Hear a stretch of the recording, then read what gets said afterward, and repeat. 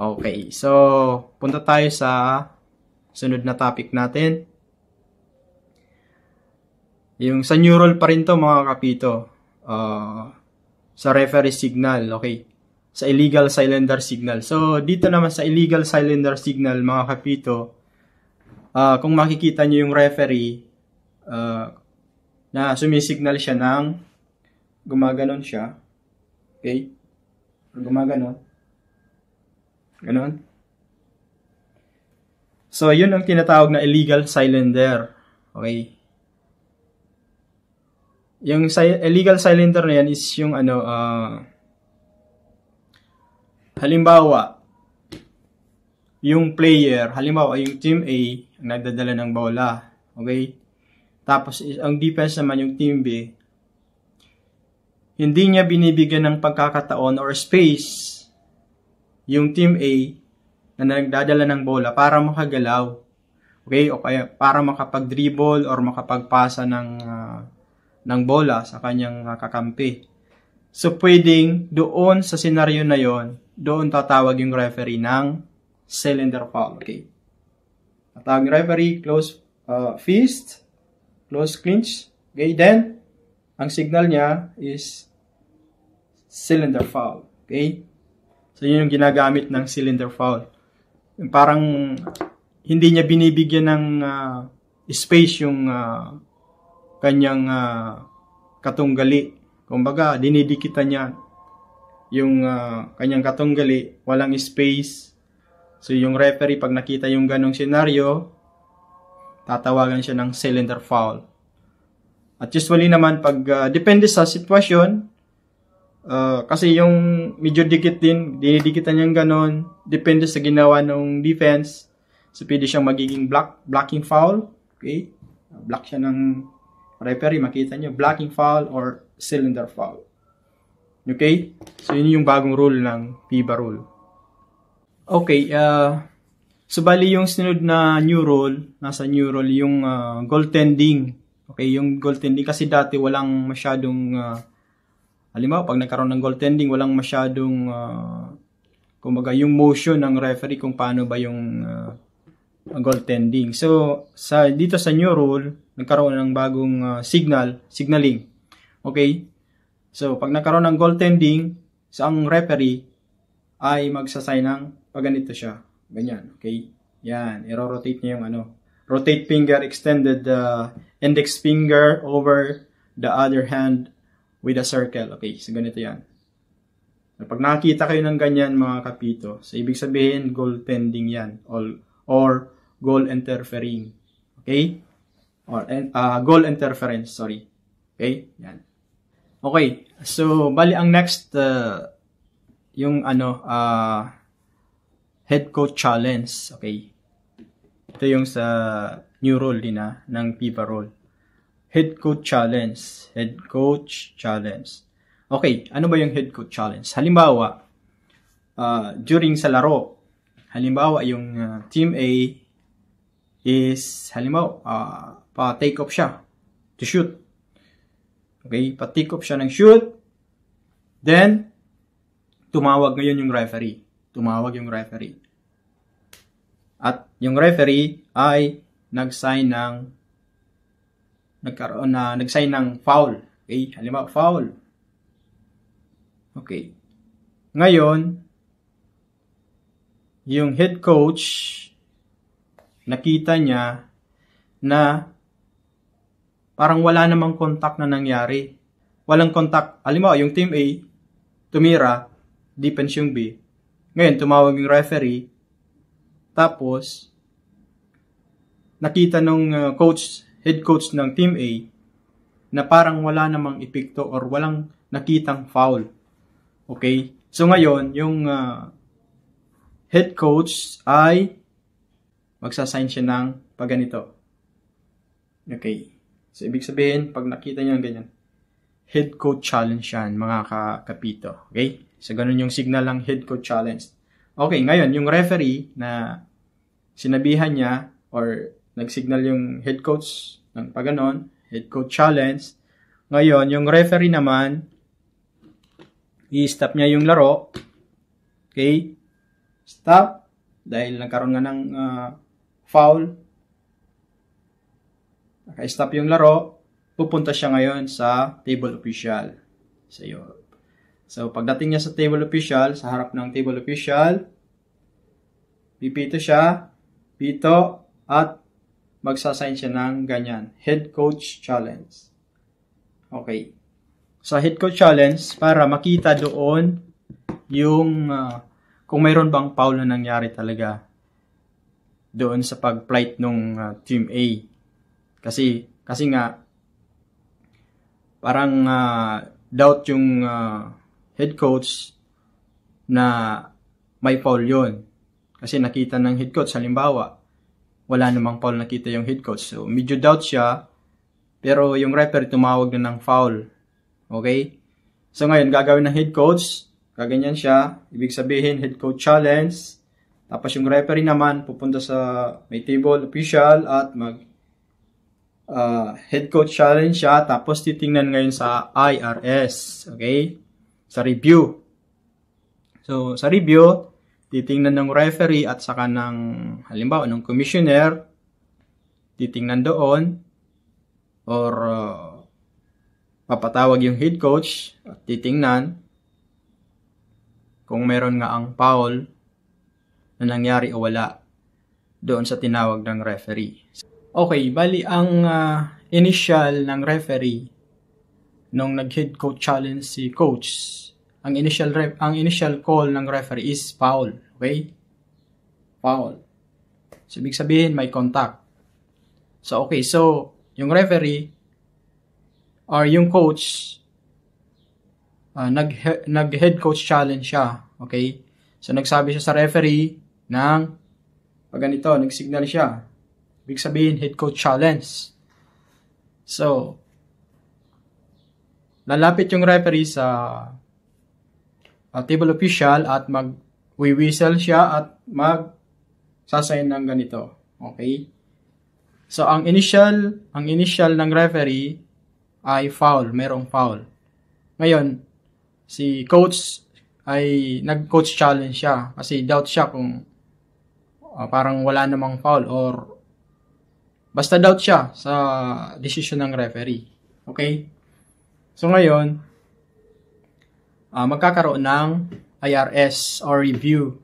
Okay? So, pupunta yung referee, yung calling referee, pupunta doon sa review at nandun din yung ibang table official saka yung commissioner. So, titingnan nila doon kung anong nangyari, kung anong scenario nga doon sa tinawag ng referee. Okay? So, ngayon, after ng review, nakita nila na mayroong foul. Okay? Mayroong foul. So, ngayon, yung coach challenge is unsuccessful kasi tama yung referee. Okay? May foul talaga, may contact talaga. So, ngayon, yung referee, magre-report siya dun sa may harap ng table official at i-report niya, halimbawa, sasabihin niya sa table official, coach challenge is unsuccessful. Okay? So, halimbawa, yung number 11 yung foul, number 11, or halimbawa, basket, number 11, foul, plus 1 free throw. Okay, kasi yun nangyari yung scenario during sa flight going to the basket. Okay? So, ito naman, kung halimbawa, yung challenge ni coach naging successful. Ibig sabihin, kasi yung challenge ni coach ay may foul, ay walang foul. Okay? So, nakita sa review na may foul. Okay? So, ngayon, tama si coach. So, yung referee, ganun din, pupunta din sa harap ng table official at magsasabi ng coach challenge is successful. So, magiging successful yung challenge ni coach kung after ng review nakita na yung tinawag ng referee ay wala namang foul. So, ibig sabihin, walang foul. Ibig sabihin, successful si coach. Coach challenge. Okay? So, pupunta yung referee sa harap ng table official at sasabihin, coach challenge is successful. Okay? So, ganun po yun mga kapito. Okay?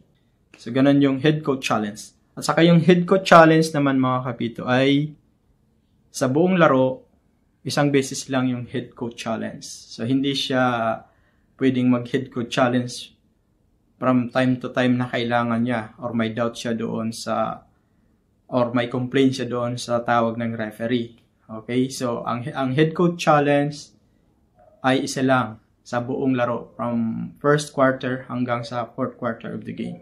Hanggang matapos yung laro, one head coach challenge only is allowed. Okay? Yung last natin na topic sa new rule is yung sa teams. Okay? Yung sa pagsusot ng mga garments like yung mga ilalagay dito, mga or sa paa, ganon. So, bali sa new rule,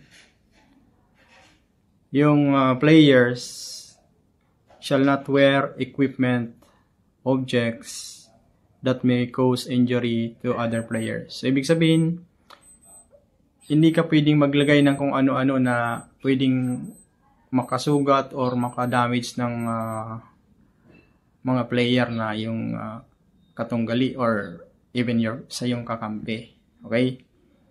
So, ang ina-allowed lang ay halimbawa, shoulder, upper arm, tight, or lower leg protective equipment is sufficient padded arm and leg compression garments. Yun yung mga allowed. Pero kailangan, kalagay dito, all players on the team must have all their arm and leg compression garments, headgear, wristbands, headbands, and tapings on the same solid color. Okay? So, ibig sabihin, hindi isa lang yung mayroon, tapos yung iba wala. So, dapat kung may headgear or may wristband, kailangan lahat. Halimbawa, yung Team A, lahat ng Team A mayroong ganong suot. Hindi yung isa lang. Okay? So, kung isa lang yung mayroong suot nun, hindi na siya magsusot ng ganon. Papaalis na yon. Okay? So, kailangan teams. Within the teams, kailangan lahat sila mayroon. Halimbawa, may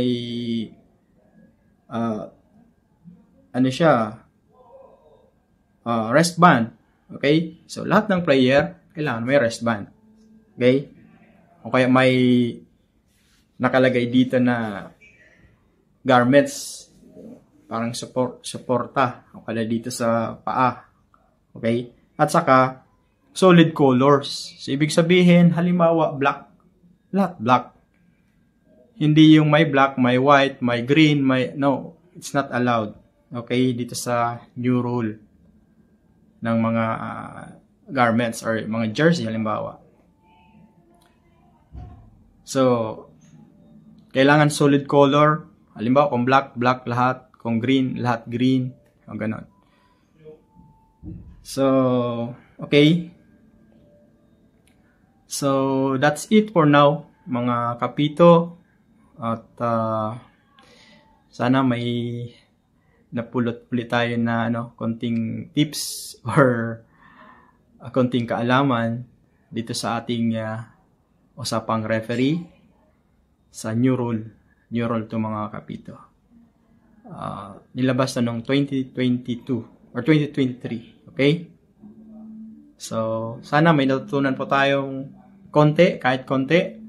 At yung gusto pong maging referee, basketball referee, huwag po kayong mag-atubili na lumapit sa inyong area. Halimbawa, kung saang area kayo na mayroon kayong nakikitang mga referee, so pwede nyo silang i-approach at magtanong kung paano ba maging referee. So, para mag-guide po kayo. Okay? So ito namang video natin ay konting kaalaman lang to. Halimbawa gusto nyo maging referee in the future, konting kaalaman yung na-share ko dito para magkaroon kayo ng idea kung ano ba yung or paano ang mga signaling or ano yung ginagawa ng isang referee. Okay? So, maraming salamat mga kapito sa inyong patuloy na pagsuporta at sa mga hindi pa po nakasubscribe ng aking channel, please subscribe po para po marami tayong maabot ng mga kababayan or anyone na gustong maging referee in the future. And sa lahat ng mga basketball fans, para kahit paano ay magkaroon tayo ng idea kung ano ba yung mga rules na tinatawag ng isang referee, FIBA referee. Okay? So, marami pong salamat sa panonood and see you on my next video mga kapito. God bless everyone.